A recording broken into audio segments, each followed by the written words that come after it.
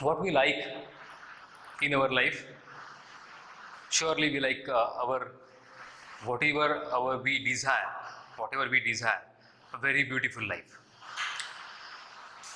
When we think about life, we know that in our life there will be some sad moment, some happy moment. We try to ignore, we try to avoid sad moment because we don't want that, because it will give you pain. But it is surely and obvious in your life that is sad moment. Then why we feel sad in the life? So there are many reasons why we become so sad, unhappy, become so panic sometimes. There are certain many reasons are there, because we human beings are materialistic. We want to keep many things with us, right? Sometimes not only material, we want some people also with us. We want certain desire things, emotions also with us. And if we don't get that, or if we lose that, we become so panic and it leads to unhappiness. So basically when we think about the unhappiness, that time we mostly think about the possessive, what we possess, and if we lose it, then we become unhappy. So like that, this is the life, and that we have to face, and surely one has to face these things in our life. So same thing, poet John Berryman wants to convey through this poem, the Ball poem. When we see the title of the poem, the Ball poem, we feel that we are very small, like that this poem will be.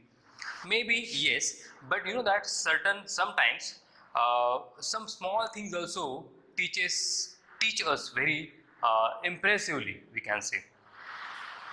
Because while living life, we face many things, we have to face, even though we don't want to face, but no, we have to face many things in our life, and then only our life becomes so meaningful, right? So we say every time that the any tree is very important for all of us, or we can say that tree has great importance in life. You know that why? Because it gives us something, not something, many things it gives us.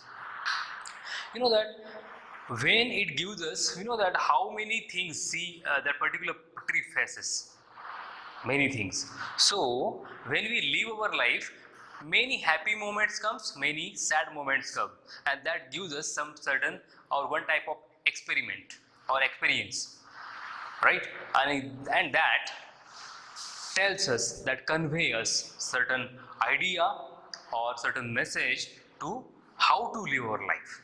So same thing poet John Berryman wanted to convey through this poem, the Ball poem. If we think about the John Berryman, he is a very wonderful poet in his era. His famous work is Dream Songs, which he has published in 1969. Dream Songs is that particular work he had done. In that, there is a collaboration of 385 poems. So in that Dream Songs, there are 385 poems. Just see, we only learn few poems in whole academic year, but he has written 385, by which we can understand his greatness. He has got Pulitzer Prize for Dream Songs. That is a divine work which he had done in the field of literature.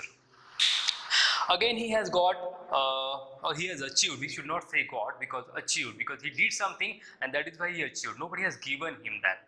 So National Book Award also he achieved through his literary work. So this is a very famous poem, and this is a very meaningful poem which we are going to learn today, the Ball poem, which will suggest you something. You might have faced certain losses. You might have faced that somebody has left you or leave you alone, and then how you have felt at that time, that we are going to learn this through this poem. So for life perspective, this poem is the great poem according to me, and after the learning of this poem, you will also have the same conclusion about this, the Ball poem. So let's start the poem. So what is the basic thing of the poem? We will see that a boy loses a ball. He is very upset. A ball doesn't cost much, nor is it difficult to buy another ball. Why then this boy is so upset? Read the poem and you will see that. We will learn the poem and we will see. Just see, ball is a very small thing for us. And if we lose any ball, it is not that big loss we have got. But certain things are there, certain basic things are there behind it that we are going to learn. The ball poem. What is the introduction of this poem? That one small boy loses his ball, and now he becomes so upset. Mostly you might have seen in your family the small kids. Suppose he loses something, then he becomes so panic or becomes so unhappy, and he starts crying, right? And if we say somewhere, okay, fine, okay, don't worry, you have lost the ball, fine, we will give you another one. But he says, no, I want that only because this was my favorite ball, this was my favorite pen, right? Why? Because certain things are there with that particular things, certain memories are there. This was my ball, I have played with it for a long time. So since I have got that ball, till I lost that ball, I have many memories with that ball. Okay, that is why he was upset. So we'll see the poem. What is the boy now who has lost his ball? What is he do? I saw it go, merrily bouncing down the street, and then merrily over there it is in the water.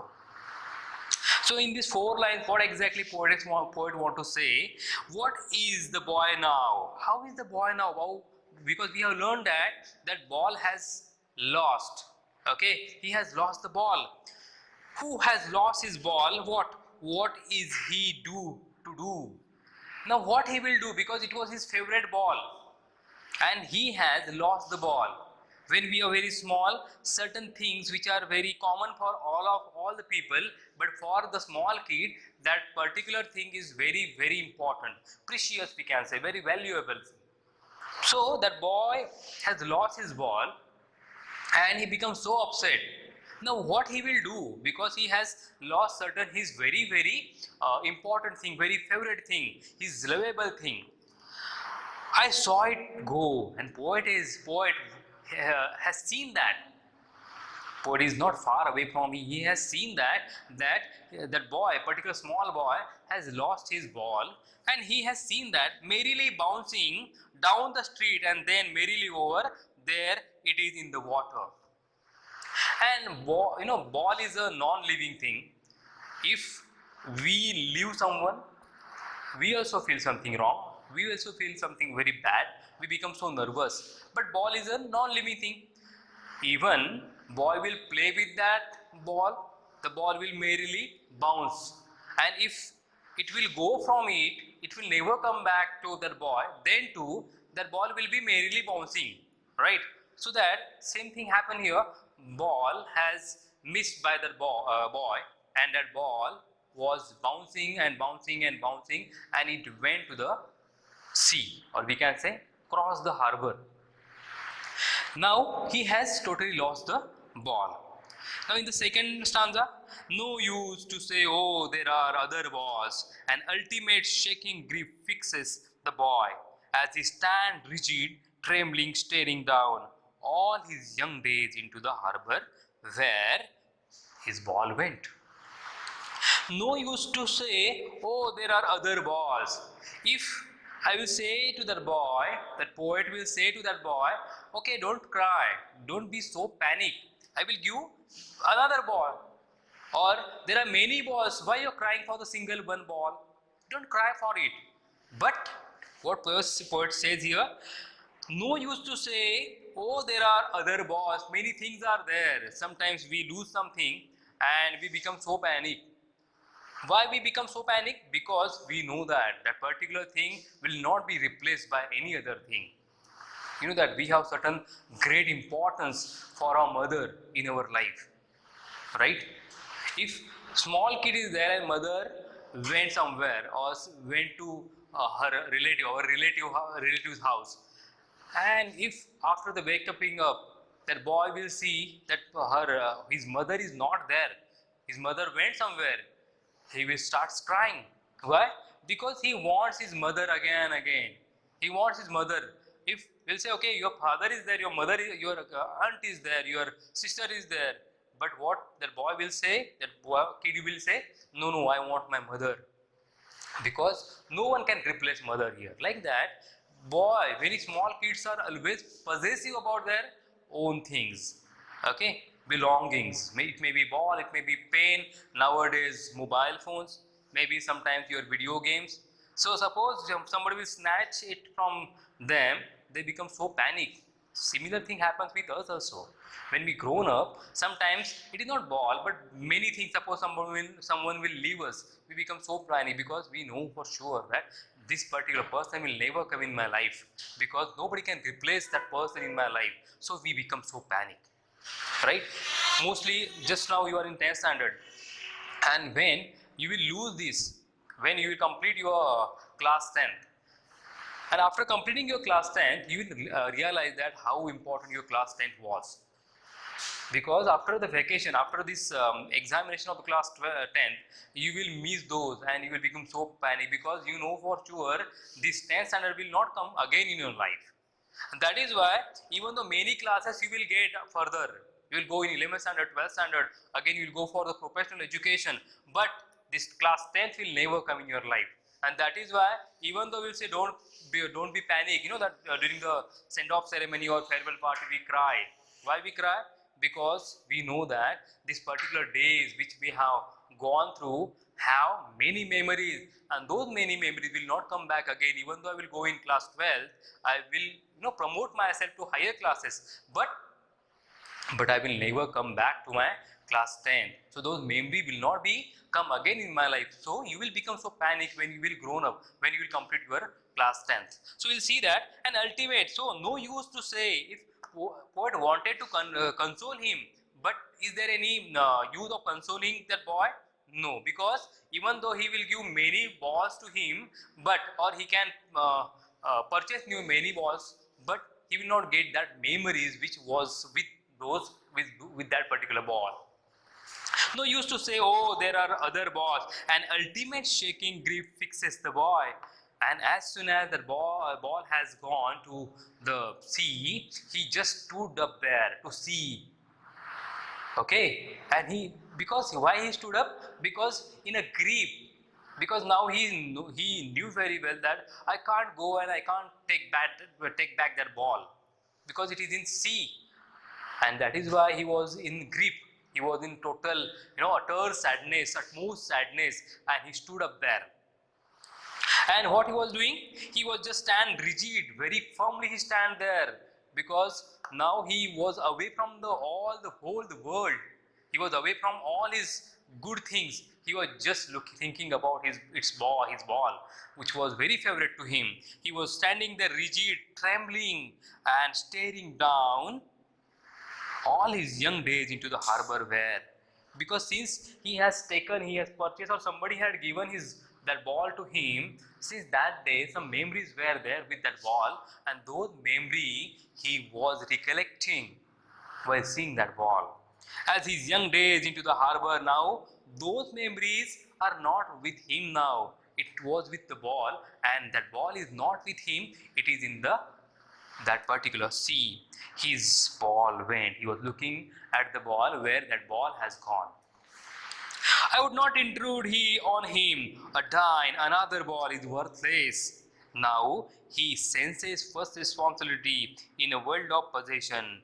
People, we take balls will be lost always, little boy. So now his ball went. Okay, I would not intrude on him. Poet has seen everything. Poet has seen all the drama, what had occurred or happened in front of his eyes. But he didn't intrude. Intrude means what? Means interrupt or enter in somebody's life without anybody's, assertion, we can say. nobody welcome you and you went there, it means it's an intrude. Intrude means without permission. Suppose we go to anybody's life, that is called intrude. Here it is given intrude means here to enter a situation where one is not welcome, means without any welcome. Welcome means when we exactly call someone else, that time we can welcome. Or suppose somebody has come directly without any prior information or prior intimation, it is intrude. So it is very bad habit to intrude in others life. If two friends are talking, so we should not go in between or without. It is a intrude. It is what it is a. It is not so good thing to intrude in anybody's matter. So that care we should take. Okay. So now he was in grief, and poet doesn't want to intrude in that particular scenario. Okay. So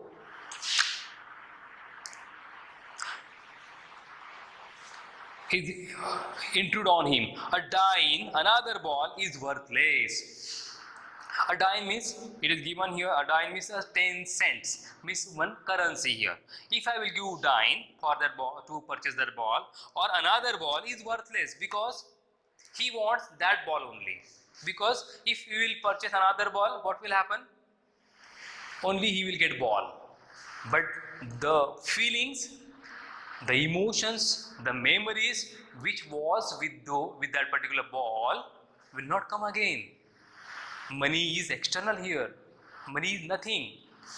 What is the more important thing? That is your emotions, your experience. So he says here, a dime, another ball is worthless. Now he says first responsibility. What was his responsibility? To take care of his ball. Now he hasn't taken. And if you have not taken any responsibility about your belongings, your relationship, one day it will go away. So you have to take care. Here, this central idea of the poem is that you have to take the responsibility of your belongings. It may be your material, it may be your relationship. If you will not take care of that, one day it will leave, or he or she will leave you alone. And then you have to be panic only. You will do nothing. Only you will see in a group, see in a grief that something has happened very bad with you. So here that boy has got the first lesson of his life, that I must understand my responsibility. People will take balls, you know that very well in this life. So many people are there who try to take the advantage of your situation. They will take your ball. A ball means many things are there. So it may be only ball is the token of that particular thing, your possession. But many people will snatch from you and you will get some pain. You will find some sorry, you will find some sorrowfulness here. Balls will be lost always, and in your while living your life, in your whole life, you will miss out many balls, many things, many material, many relationship you will miss out. It will happen in your life. You have to be very careful. Okay, you have to be very careful about your belongingness or your belongings. If you will not, you have to suffer in your life. So why poet doesn't intrude? Because he wanted to make him understand this was your fault, that you haven't taken care of your ball or your material of you or your belongings, and that is why. So poet didn't, because if he would have gone there, okay boy, I will give you one more ball, he would not have understood his mistake, that he hasn't did whatever he has to deal with that ball. So balls will be lost always, little boy. This will happen in your life, little boy. This will happen because in your life you have to lose your very closest one also. So what thing we have to do? We have to take care of all those things. That when we will understand, when we lose something, then only we will understand we have something. Whatever we have something, that particular important. When we understand, when we lose something, that poet wanted to tell here. And no one buys the ball back. Money is external. He is learning well behind his desperate eyes the epistemology of loss, how to stand up knowing what every man must one day know. and most know many days how to stand up. So it's very fine and very supreme stanza of this poem, that and no one buys a ball back, money is external. No one can buy whatever gone things, because money is external. Money doesn't have that power to purchase or to buy your all feelings and emotions. Once certain thing has lost, with the emotions will never be purchased again. So here poet says, and no one buys a ball again. Ball means not exactly ball, but your thing, belonging, your possession, your relationship will never come again, because money is external. Money doesn't have that power. He's learning well behind his desperate eyes. Now he's desperately, hopelessly, he's looking at the ball which is vanished in the sea. Why he's looking desperately? Because he's hopeless. Now this ball will not come again. Okay, so here he is learning. Now he's learning that I have to take care. If I will not take care, one day another thing also will go. This was the first lesson he has got, which was remarkable one, which was very important one. He's learning and well behind his desperate eyes. Why his eyes were desperate? Because hopeless. Now this will not come again. That was showing through his eyes. The epistemology of loss. Epistemology means, here it is given, understanding the nature of loss. What it means to lose something, means knowledge or philosophy of loss. Everybody will lose something, and everybody has to stand up with that loss. The epistemology of loss, how to stand up. Now he has lost the ball. Now he has to stay there only? No. He has to learn something from that.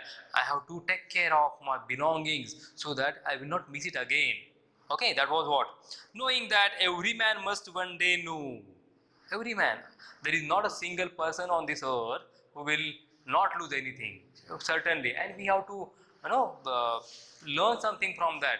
We have to lose something, but after losing something, we have to learn. We have to learn how to stand up against that, how to cope up with that loss, how to manage your emotions after losing something. That we have to learn.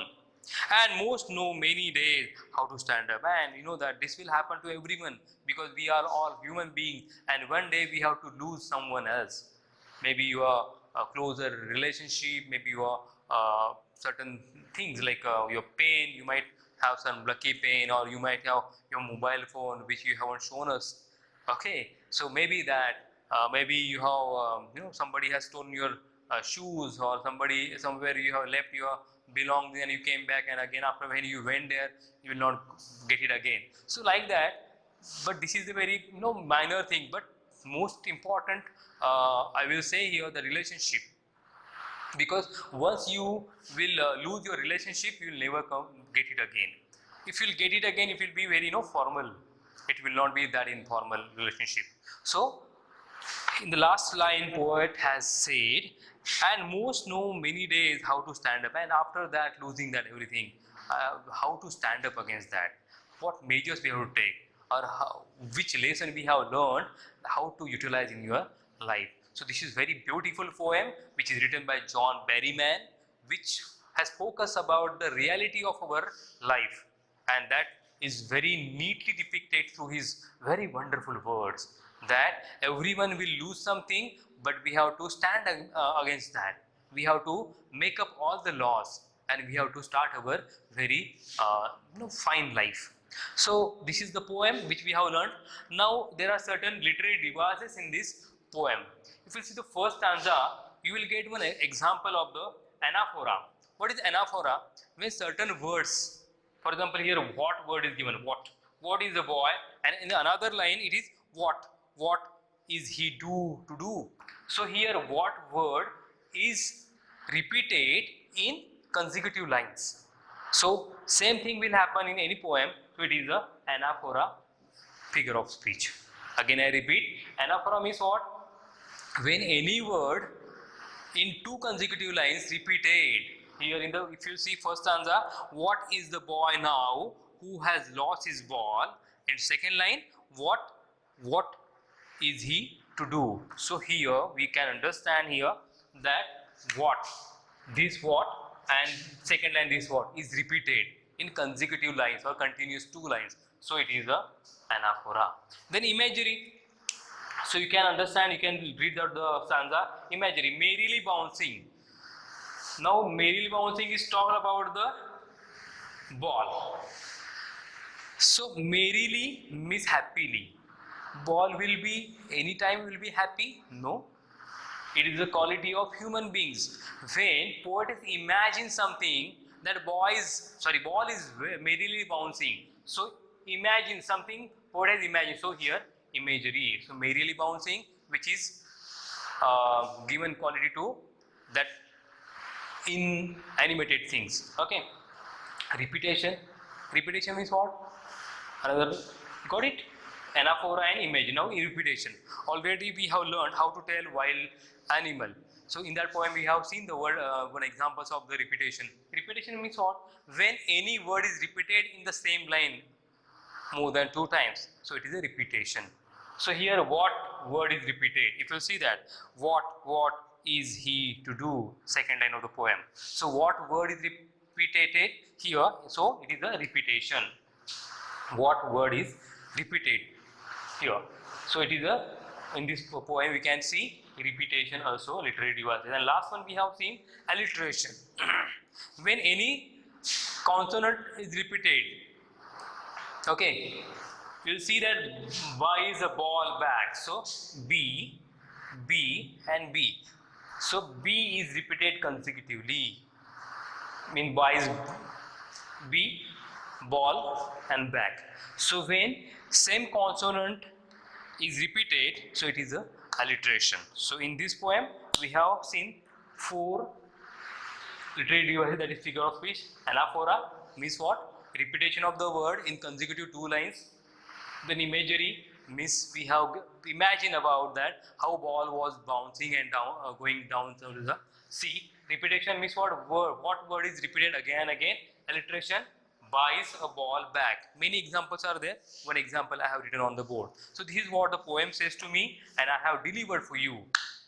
So what we have to think about, we have to take responsibility of our things. Not only material, but we have to think about our relationship also. If we will be so responsible, we will not get any chance to consoled by someone else or to be very sad in our life. So we have to face, and suppose any time in any situation we have lose something, we have lost something, we have to stand up, we have to cope up with that loss, because it will happen in your life.